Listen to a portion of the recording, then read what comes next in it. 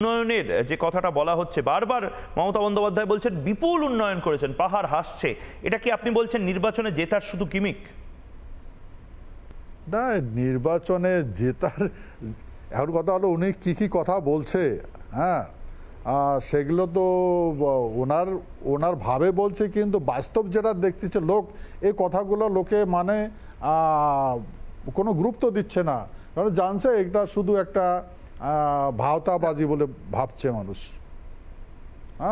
কিন্তু একটা তথ্য আমার হাতে এই মুহূর্তে রয়েছে, 47টা প্রজেক্টের উদ্বোধন করেছেন মাননীয় মুখ্যমন্ত্রী, অন্তত সংবাদ মাধ্যমে আমরা যা দেখছি, যার ব্যয় 1149 কোটি 12 লক্ষ টাকার বেশি। শুধু কি এই অঙ্ক, এই সংখ্যার যে উন্নয়নের কথা বলা, সেগুলো কি শুধু কথাতেই থেকে যাবে, না এগুলোর বাস্তবায়ন হবে? মানে আপনি বলছেন এগুলোর কোনো বাস্তবায়ন হয়নি, এই 1000-2000 কোটি টাকার যে উন্নয়নের কথা বলা হচ্ছে, এগুলো কি অ্যাকচুয়ালি বাস্তবায়িত হয় না?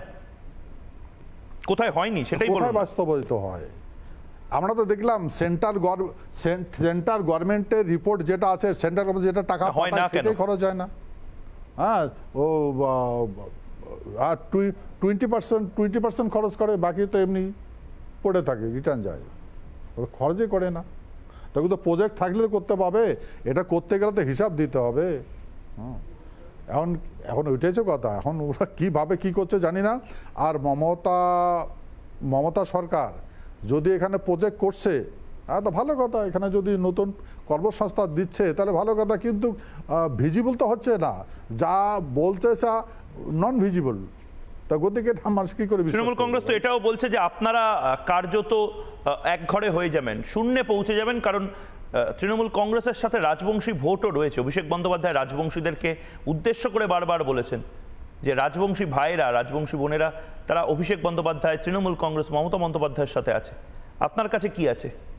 এটা এখন ওনার কোন ফর্মুলাটা বলছে আমি সেটা তো জানি না, ওনার সঙ্গে আছে, সেই জন্য তো ছাপা হয়ে গেছে গত বিধানসভা ভোটে, লোকসভা ভোটে। আপনি কি এখনো এই যে দাবিটা একটা সময় আপনি করে এসেছেন, আপনাদের আলাদা রাজ্যের দাবি আপনি করে এসেছেন, সেই দাবিতে এখনো কি আপনি স্টিক করে আছেন? না শুনুন, এটা আমি আলাদা রাজ্যের আমি ডিমান্ড করি না, এখানকার লোক করেছে।